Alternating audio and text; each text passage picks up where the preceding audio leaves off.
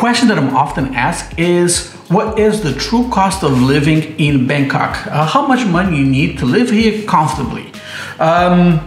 Is it $500 a month? Is it $1,000? Do you need more? And the answer always is, it's going to depend on you. It's going to depend on your personality.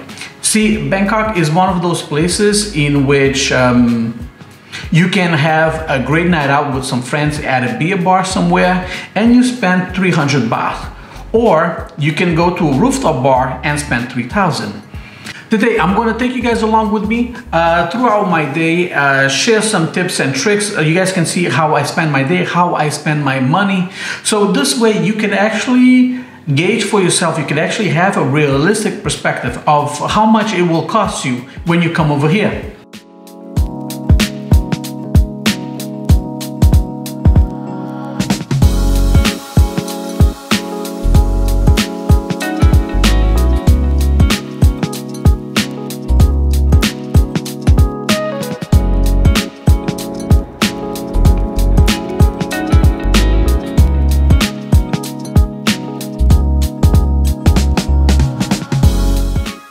I don't eat breakfast, so in the morning I'll just stop at a nearby cafe for a cup of coffee. One thing in Bangkok is that you can find great coffee places almost anywhere you go. You can go to a place like Starbucks and pay 175 baht for a coffee flavored dessert, like a caramel macchiato.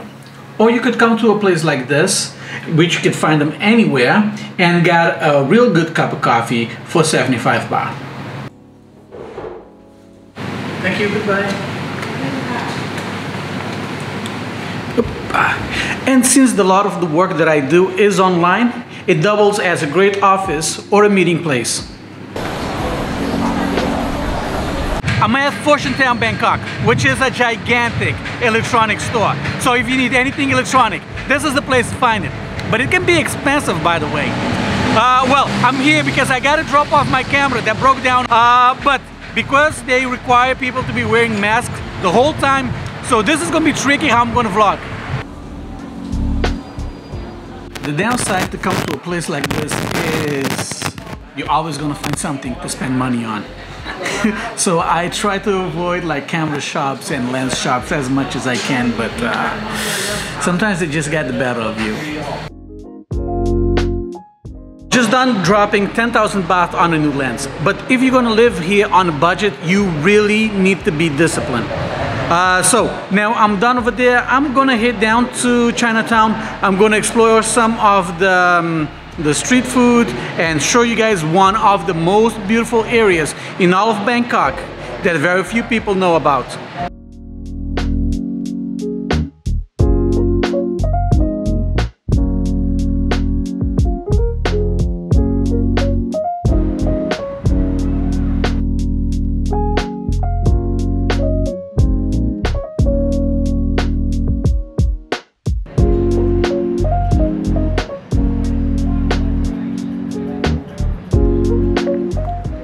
I'm in Oang Canal. I'm here because I'm meeting up with a few friends of mine. We're gonna be walking to Chinatown where we're gonna get some street food and then probably go out later on for some night photography. But this is one of the great things about Bangkok is there's a lot that you can do that's not gonna cost you anything at all.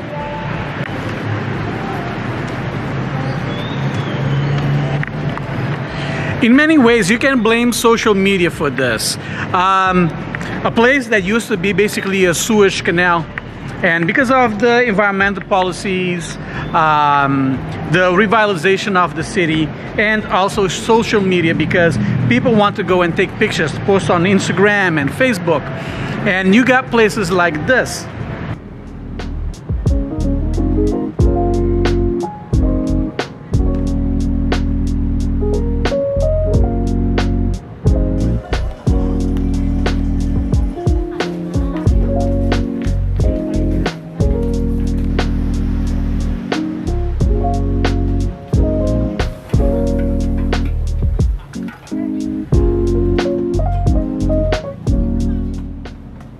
Okay, pro tip.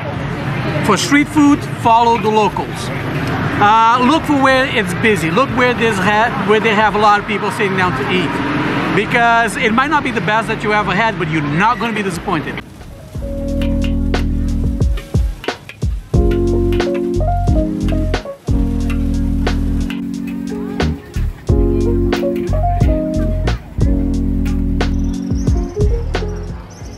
Like I said, you can't go wrong following the locals. That was a really, really good meal.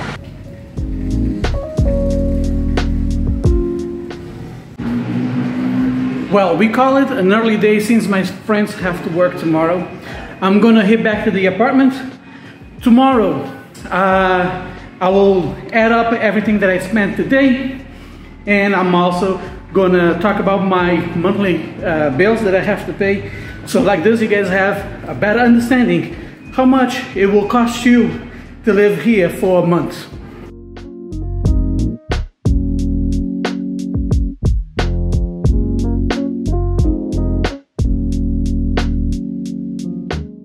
So this is going to be a continuation from yesterday. I'm gonna take this time, since I have my computer in front of me, and calculate all my monthly expenses. The apartment that I'm staying, actually I've been in this apartment living here absolutely rent-free for 30 days. If you are interested in knowing why, I'm gonna put the link above to a vlog in which I can explain why I got to stay here. I'm actually gonna be here for 45 days and I got to stay here for free. But although this belongs to a friend of mine and he's allowing me to stay here rent-free, I would be a major dick if I did not pay for the utilities. A place like this, normally you will find it for between 12,000 to 15,000 baht per month. By the way, I'm gonna put the conversion rate for dollars and euro down below. And in electricity, I pay 2,898 baht, which is surprising me because this is a lot more than what I pay for my house back in Prichin. And in internet, it's 2,300 baht. So I'll do all the math somewhere here so you guys can have an idea. For like a daily expenses, I normally average around 350 baht per day. That comes to, for 30 days, let's say on average, that comes to around 10,500 baht. And that including food, coffee, and a beer that I'll get from 7-Eleven. You know, I'm saying this is as an average because it could be a day in which I decided I'm going to go out for a beer with a few friends and it might cost me easy 2,000 baht. But you know, like on average, that's going to be the price, because although I might spend 2,000 baht in one day, there's days that I don't spend almost any money at all. On transportation, I average somewhere between 100 to 150 baht per day. And that's also in like taking the BTS or the MRT. BTS is the SkyTrain, MRT is the subway. Also taking taxis. Taxis over here is fairly cheap. Depending where I'm going, I might have to take a taxi in which might cost a little bit more. But that's the average. So that comes between 3,000 to 450 baht. So, and I think that is about all the expenses. So I'm going to finish up all the calculation and put it down below so you guys can have an idea of what it cost me to live here for 30 days. Well, I'm terrible at doing math, guys, but if I round up, I think everything comes to around 38,000 baht per month. For the 30 days that I've been here, it's, yeah, that's about right how much I have spent so far. Here are some tricks that, like, if you are a newbie, if you are someone who is planning just to move here to Bangkok, here are some tricks in which you can save some money. Instead of getting yourself into a one-year rental lease, think about renting from Airbnb. Because instead of paying for the first month's rent, the last month's rent, and a deposit, with Airbnb you don't have to pay any of that. And if you find yourself in an area that you're not very happy with, you could always move out in the end of the month. If you like it, you know, just talk with your landlord and think about extending your contract with them for an extra month.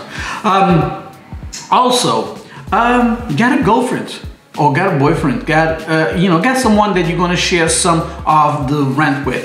Like if you have a roommate, for example, instead of renting out, rent out a bigger place, rent out like a 2-bedroom that normally ranges between 18 to 20,000 a month. Now you share most of that cost. Although you might be paying an extra, 10,000 for your rent, but now your electricity and your water bills and internet, all that is going to be a little bit less, in which, just have a lot more money for you to spend on beer. Well, that is going to be it for me. Make sure to subscribe to the channel if you haven't done so. Hit that bell icon so like this you're notified whenever I upload new videos, and I'll see you guys on the next one. Peace.